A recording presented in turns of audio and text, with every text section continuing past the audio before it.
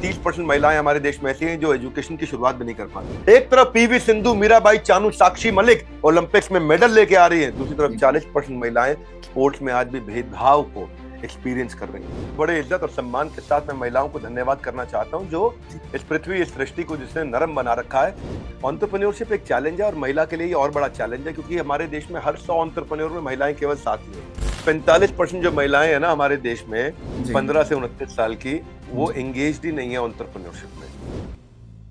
मैं जानना चाहता हूँ एक लड़की को कब उसकी पहचान मिलती है। लड़की जो है उसको स्टार्टिंग में जब शादी नहीं होती है तो उसके फादर का नाम होता है, जब शादी हो जाती है तो हस्बैंड का नाम लग जाता है। वो कौन सा टाइम आता है जब उसको अपनी पहचान मिल जाती है, अपना नाम मिल जाता है उसको? एक वुमेन एंटरप्रेन्योर को किस तरह से हमें देखना चाहिए, मैं ये कहना चाहूँगा कि एक पूरी कम्युनिटी को उसकी जो प्रोग्रेस है वो कम्युनिटी की प्रोग्रेस एक महिला की प्रोग्रेस से ही देखी जानी चाहिए। बी आर अम्बेडकर कहा करते थे, हमारे पहले प्रधानमंत्री जवाहरलाल नेहरू ने कहा कि you can tell a condition of a women, you can tell a condition of a nation by looking at the status of its women. उस देश के अंदर महिला का स्टेटस क्या है।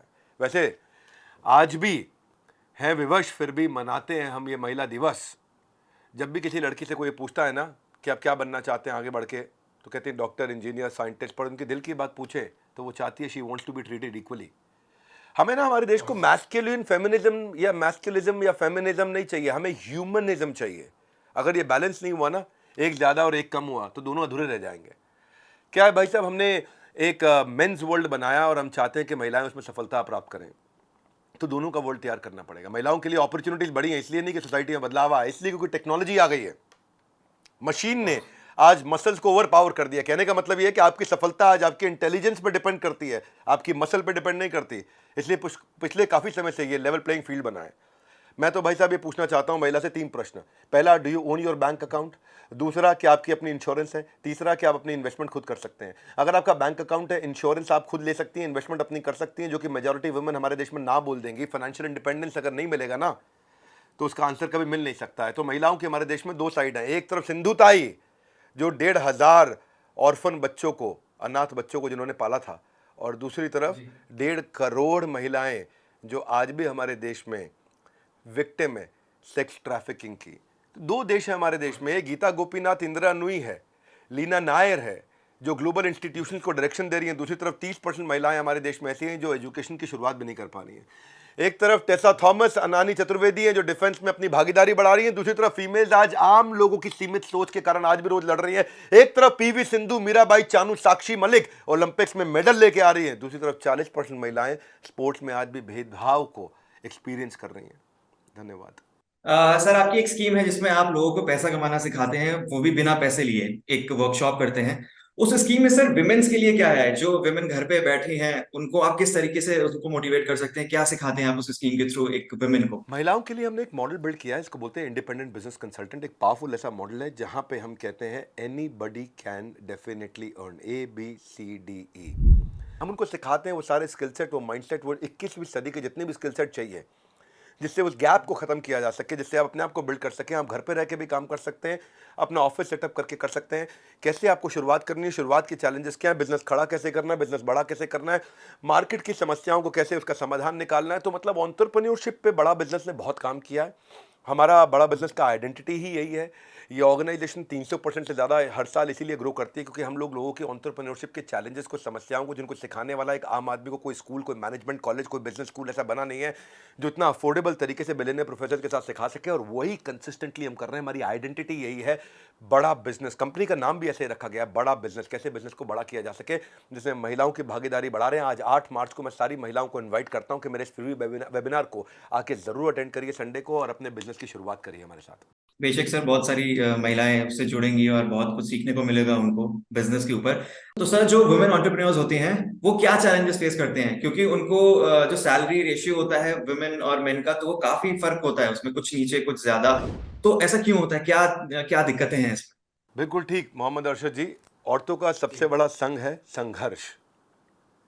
संघ है इनका संघर्ष। औरतों के संग रह करके भी उनका सारा हर्ष उनके संघर्ष में समाप्त हो जाता है। रसोई हो या मैदान हो, ऑफिस से हो या कोई भी स्थान हो, आज की नारी हो या हमारे पुराण हो, नारी की चाह पर आरी चलती आई है, नारी की बारी सबको खलती आई है। तो वुमेन पावर ये ऐसी है कि जो विद्या भी है वो लक्ष्मी भी है। वो अन्नपूर्णा पेट भरने वाली भी है।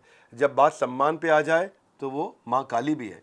तो आपका जो सवाल था उस पर आता हूँ कि वुमेन एंटरप्रेन्योर क्या चैलेंज फेस कर रहे हैं और जो डिस्पैरिटी है अर्निंग में। एंटरप्रेन्योरशिप एक चैलेंज है और महिला के लिए ये और बड़ा चैलेंज है, क्योंकि हमारे देश में हर 100 एंटरप्रेन्योर में महिलाएं केवल 7 ही हैं।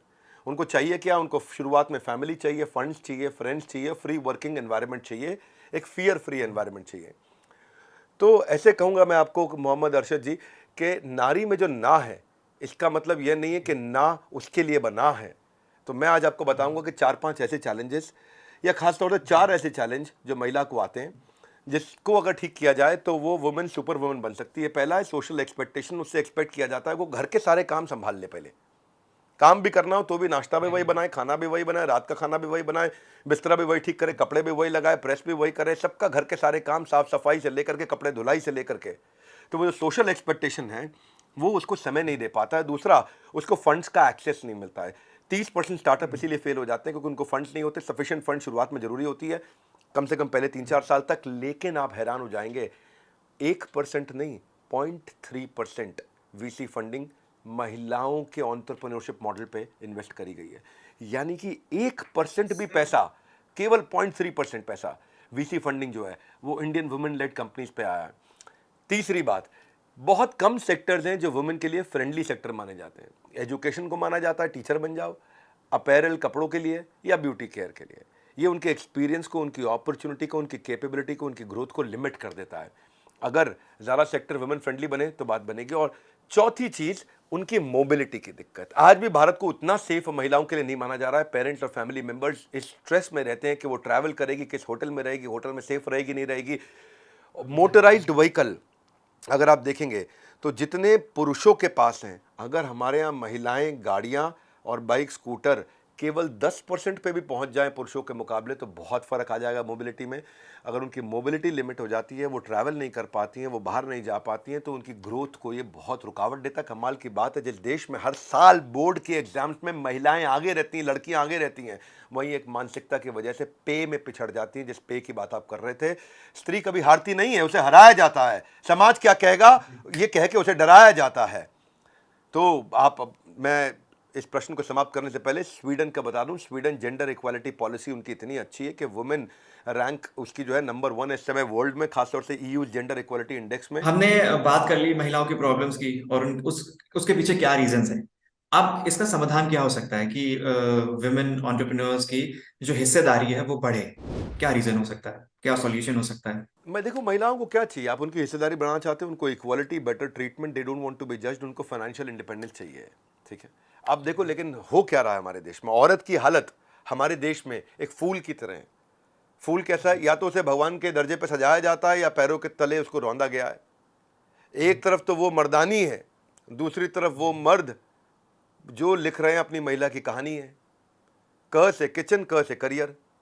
तो क से किचन, क से करियर में एक पे ध्यान दे दिया, पर एक क यानी किचन पे ध्यान दे दिया, पर दूसरा क करियर बनाने पे ध्यान ही नहीं दिया। तो आपको ये स्वीडन से आप सीख सकते हैं बेस्ट प्रैक्टिस। वो फ्री नेटल केयर देता है, वो maternity leave, paternity leave combined 480 दिन की देता है। वो मंथली अलाउंस देता है पर चाइल्ड के। वो महिला अपने बच्चे का अलाउंस दे देंगे, उसको पैसा दे देंगे 16वें जन्मदिन तक। तो वो महिला काम भी कर पाती है साथ साथ। वो जेंडर इक्वालिटी पे अलग ही लेवल का काम कर रहे हैं। ये अलग ही देश है।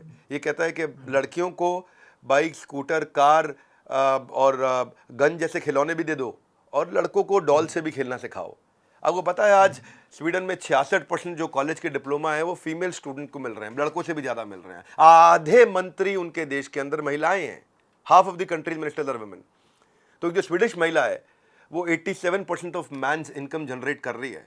ये काफ़ी अच्छा नंबर माना जाता है। भारत के अंदर अभी केवल 33%, शहरों में भी केवल 33% महिलाएं इंडिपेंडेंट इन्वेस्टमेंट कर पाती हैं। तो तकलीफ कहाँ है? आज जो हमारे देश में रेप केस हो रहे हैं उसमें 10% से कम रिपोर्ट होते हैं, और जो 10% रिपोर्ट होते हैं उसमें भी 95% जो ऑफेंडर हैं वो उसका अपना जानने वाला रिश्तेदार होता है, चाचा होता है, ताऊ होता है, दूर का मौसा फूफा होता है।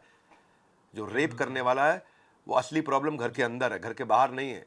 लड़कियों के अंदर एक साहस पैदा करना है। चुप्पी तोड़ो, थोड़ा खुल के बोलो। जो प्रॉब्लम घर के अंदर है, जब उसको ठीक कर दिया तो महिलाओं को जगह मिल जाएगी। कुछ ऐसा काम नवनीत सिकेरा जी ने भी किया था, जिन्होंने एक हेल्पलाइन चालू की थी कंप्लेंट रजिस्टर कराओ, एक्शन होगा 24 घंटे के अंदर। हेल्पलाइन बहुत है लेकिन उसका एग्जीक्यूशन नहीं हो पाता है। तो आप दुनिया भर से अगर बेस्ट प्रैक्टिस ले लो, एक मैं वर्ल्ड बैंक का एक इनिशिएटिव है V5, जैसे होता है वाईफाई, ऐसे उन्होंने बनाया V5 में वो $250 मिलियन वुमेन एंटरप्रेन्योर की मदद के लिए उन्होंने दिया है। कनाडा गवर्नमेंट ने क्या बोला है कि हम चाहते हैं कि हमारे यहाँ डबल कर दे हम महिलाओं का पार्टिसिपेशन एंटरप्रेन्योरशिप में। भारत देश को भी करना चाहिए। कैनेडियन गवर्नमेंट $1.5 बिलियन लगा रहा है इसके लिए। अगर आप चेक करो, आयरलैंड ने 2025 का एक इनिशिएटिव लेकर के आया। उनका एम है कि 100% आयरलैंड की महिलाएं वुमेन लेड कंपनीज में 2025 तक पार्टिसिपेट कर सकें। यूएस ने भी एक बिजनेस सेंटर बनाने शुरू कर दिए महिलाओं के।